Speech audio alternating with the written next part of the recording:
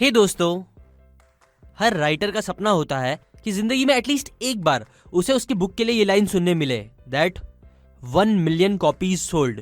Well, Jordan Peterson बड़े fortunate इंसान थे क्योंकि उन्हें ये लाइन सुनने तो मिली ही, लेकिन उससे अच्छी बात यह है कि ये लाइन उन्हें अपनी बुक पब्लिश करने के बस 4 महीने के बाद ही सुनने मिल गई।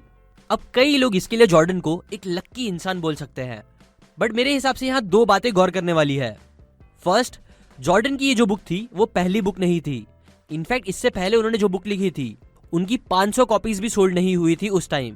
और सेकंड बात यह है कि इस दूसरी बुक के लिए उनके पास कई साल की रिसर्च डेटा ऑलरेडी अवेलेबल था जो उन्होंने पहली बुक लिखने के लिए करी थी, वो भी हर दिन कई सालों तक जॉब करते करते।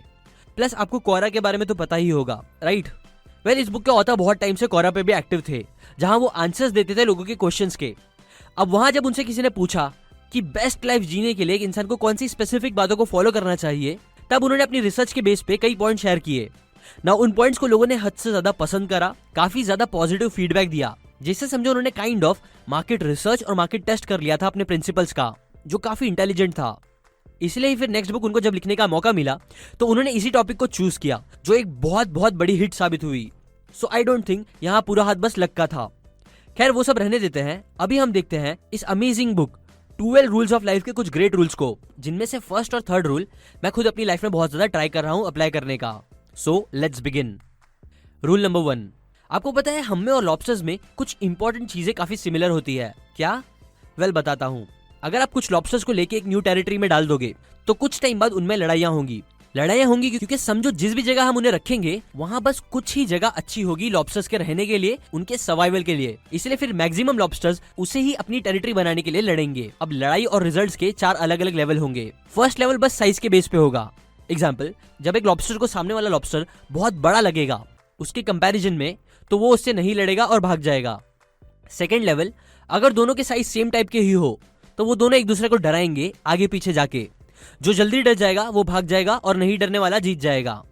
थर्ड, जब दोनों नहीं डरेंगे तो फिर उनमें लड़ाई होगी। जो भी पहला लॉबस्टर दूसरे लॉबस्टर को उल्टा कर देगा वो जीत जाता है। और फोर्थ, कई बार जब पिछले तीनों लेवल से बात नहीं बनती तो फिर लॉबस्टर्स डेंजरस फाइट करते हैं, जिसमें वो एक दूसरे को काफी ज्यादा डैमेज पहुंचाते हैं, जो उनके लिए कई बार जानलेवा होता है।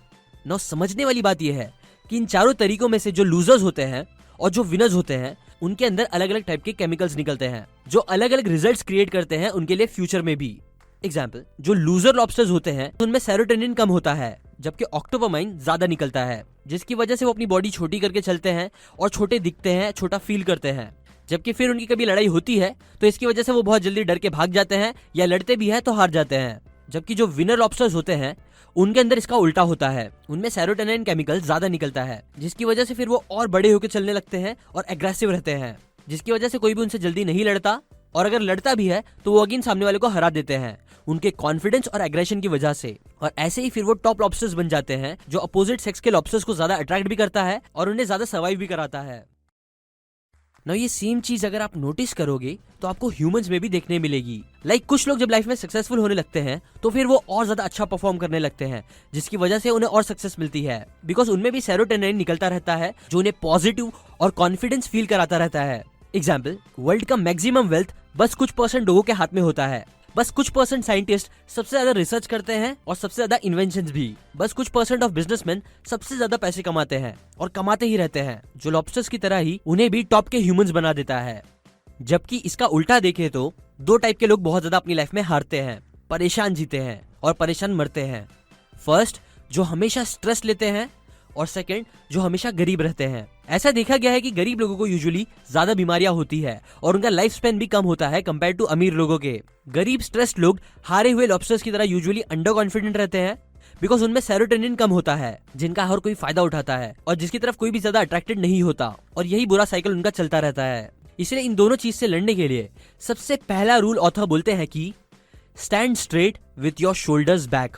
जिंदगी की सारी बड़ी बड़ी प्रॉब्लम से आप लड़ोगे और जीतोगे भी अगेन एंड अगेन, बस अगर आप एक जीते हुए इंसान की तरह पहले अगर रहना स्टार्ट करोगे। और ये करने के लिए आपको पहले जीते हुए इंसान जैसा कॉन्फिडेंस दिखाना होगा, जो करने का सबसे बेस्ट तरीका है bye standing straight with shoulders back. ये सिंपल चीज आपको पॉजिटिव और अट्रैक्टिव इंसान बनाएगी, आपके बॉडी में सेरोटोनिन लेवल बढ़ाएगी, कई बीमारियां होने के चांसेस को कम करेगी। इसीलिए इस पहले रूल के हिसाब से एक जीते हुए लॉबस्टर्स की तरह हमेशा बड़े दिखो, by standing straight with shoulders back. Rule number 2, treat yourself like someone you are responsible for helping. आप अपनी लाइफ में सबसे ज्यादा प्यार किससे करते हो? शायद अपने माँ बाप से, अपने लाइफ पार्टनर से, अपनी फैमिली से, अपने बच्चों से। अब आंसर कुछ भी हो, आई एम श्योर आप अपनी लाइफ में जिससे भी सबसे ज्यादा प्यार करते रहोगे उसकी फिक्र भी आपको सबसे ज्यादा होगी, राइट?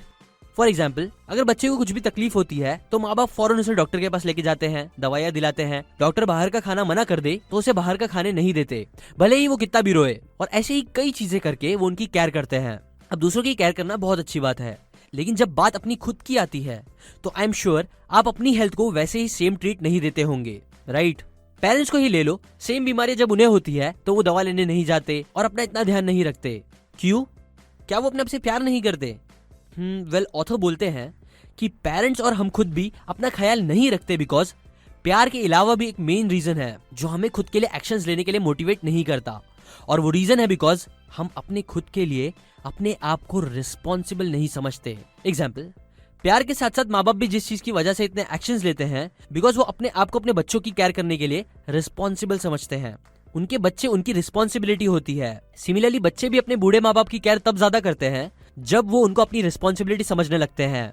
पर प्रॉब्लम यह है कि हम खुद की रिस्पॉन्सिबिलिटी कभी नहीं लेते, जो बहुत गलत होता है। आजकल मैक्सिमम लोग बुरी चीजें खाते हैं, एक्सरसाइज नहीं करते, फालतू चीजों में टाइम वेस्ट करते हैं बिकॉज वो कहीं ना कहीं अपनी रिस्पॉन्सिबिलिटी नहीं ले रहे अपने आप को ग्रो करने के लिए, जो उन्हें लाइफ में कई बार पीछे छोड़ देता है। इसीलिए second rule, treat yourself like someone you are responsible for helping. अपने आप को बदलने की रिस्पॉन्सिबिलिटी लो और बदलो। Rule number 3, compare yourself to who you were yesterday, not who someone else is today. एक लड़का सोचता है कि वो एक YouTube चैनल बनाएगा। वो ये डिसाइड करता है और फिर बड़ी मेहनत से वीडियोस बनाना स्टार्ट करता है।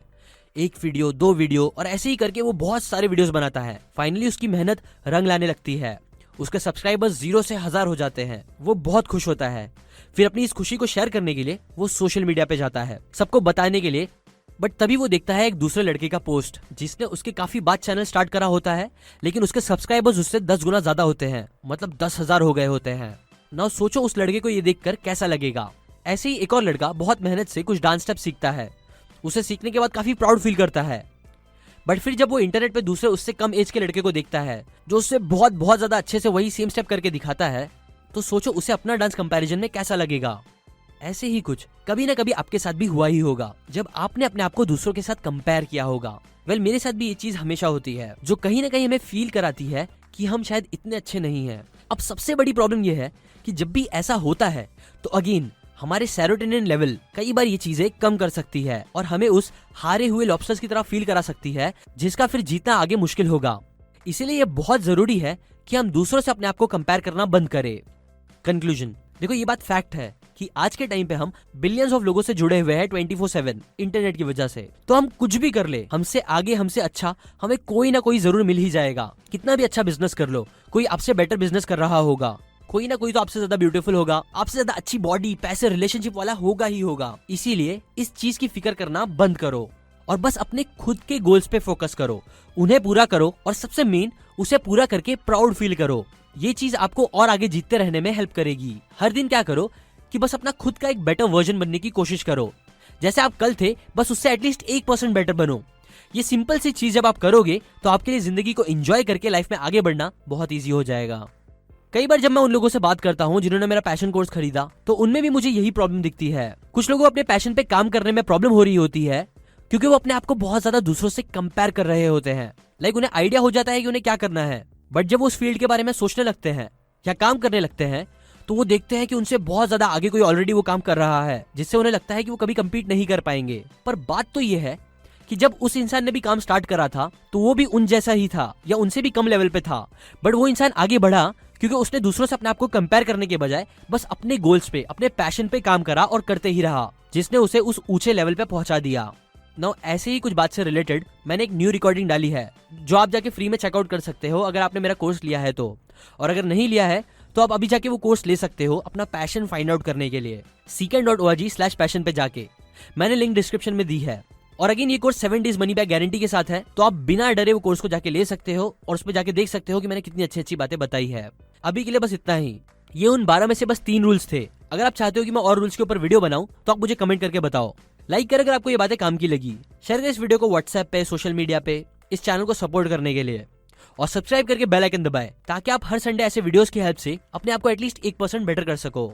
And finally, thanks for watching.